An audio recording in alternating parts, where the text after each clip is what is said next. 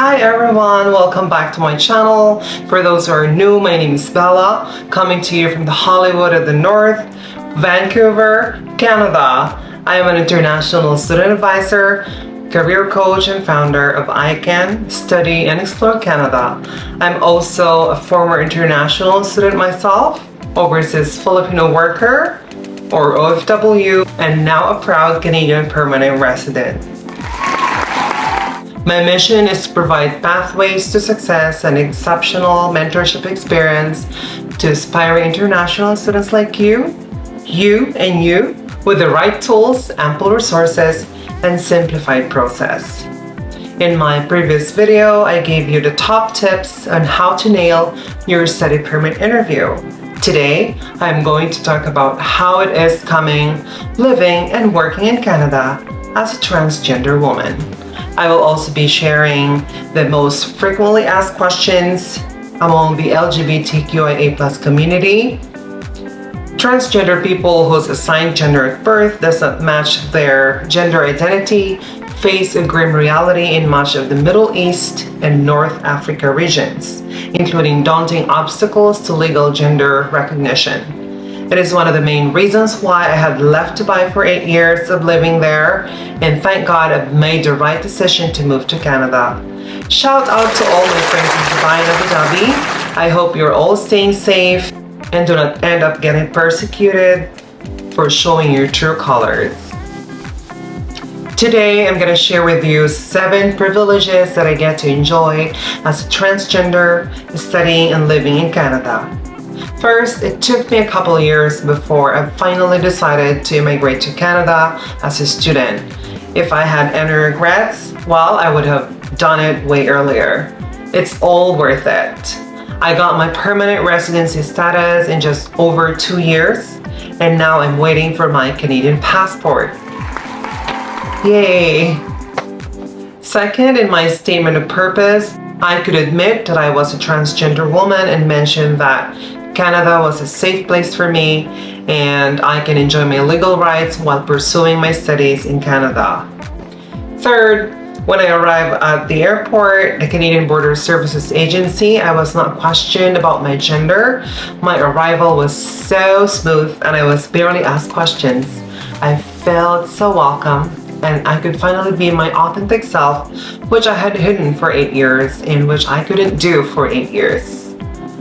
Fourth, in Canada, you're allowed to go by your preferred or chosen name that you commonly use that is different from your legal name. So I get to use my preferred name anywhere I go, be it in class, bank, office, work, store, etc. And no one would know your legal name. And no one would call you the name that you don't want to be called. I'm so happy I got to be called by how I want it to be. Fifth, I also got a gender affirming care from an endocrinologist being covered by OHIP if you were in Ontario, that's the Ontario Health Insurance Plan, during my time at Fanshawe College. It's called MSP here in Vancouver. On top of that, you can have your hormone therapy replacement free of cost while studying. As you know, this kind of therapy is costly. I'm enjoying it for free here in Canada, and I could get my blood work done on a regular basis, and I get to see a specialist for trans women for a hormone checkup. 6.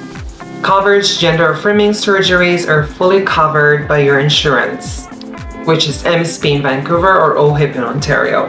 This includes chest construction surgery and medically necessary revisions, gonadectomy, genital reconstruction such as vaginoplasty, vulvoplasty, clitoral release, and so on and so forth. These are all covered by MSP under limited circumstances. And finally, you can find your soulmate here, get married, and live happily ever after. Canadians are very open with how they feel towards you and that you are made feel loved and respected in any way. It used to be very challenging to immigrate to Canada, but with the student pathway, it made it a lot easier to start your journey and settle here permanently. If you're thinking of coming to Canada and you're a member of the LGBTQIA+ community, gender, lesbian, bisexual, transgender, or queer questioning community, you might have some questions. I am here today to share with you all my answers to the most frequently asked questions. Is Canada safe for LGBTQIA people? Canada has work to do in making sure that our country is safe and just for everyone. However, Canada is internationally recognized as one of the safest and least discriminatory nations in the world for LGBTQIA+ people.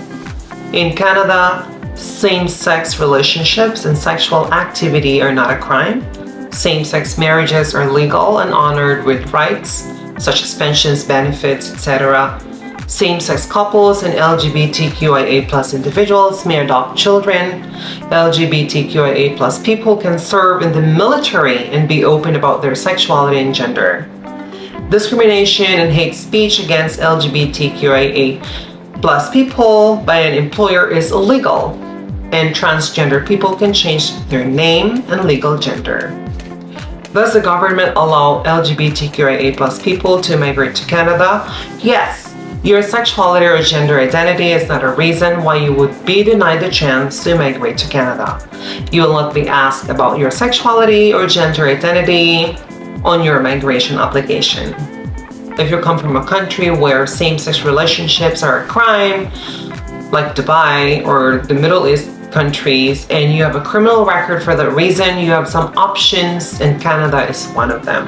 If I already live in Canada, can I sponsor my same-sex partner? The answer is yes. As of 2002, a permanent resident or Canadian citizen can sponsor their same-sex partner to come to Canada under the same rules as an opposite-sex relationship or partnership. Do settlement services in Canada understand and support LGBTQIA+ people? It depends. You will not be denied service in Canada based on your orientation or gender identity. However, you may find that when you arrive in Canada, you may need to visit settlement services for help with things like applications or finding a job, an agency like ours for counseling, and a different agency to find health information for LGBTQIA+ people. In Canada, we are slowly learning to be more responsive to the fact that those who are new to Canada and also in the LGBTQIA+ community have a unique experience from other immigrants. More and more settlement agencies are offering services to the LGBTQIA+ community, and more LGBTQIA+ specific agencies are offering services to the multicultural community, which is great. This is particularly true in larger areas like Toronto, Vancouver, and Montreal. For example, the Positive Spaces Initiative is an example of a program from the province of Ontario to support agencies serving people who are LGBTQIA+ newcomers. Also, the Rainbow Newcomers, it is a social group to give newcomers the opportunity to meet LGBTQIA+ identified individuals. They have activities and discussions that allow the group to get to know one another, learn from each other, and share experiences. We also have the KW Multicultural Center Settlement Services, and the Rainbow Railroad helps LGBTQIA+ people escape state-sponsored violence. They provide info to LGBTQIA+ people on routes to safety and resources. They also provide moral support when funds permit short-term financial support to LGBTQIA+ people living in hiding before travel. We also have the Envisioning Global LGBTQIA+ human rights. So there you have it. If you like what you saw, consider subscribing to my channel. You may also visit my official website and follow me on my social media. You can find the links in the description box below. See you in the next one. I got you covered. Bye for now.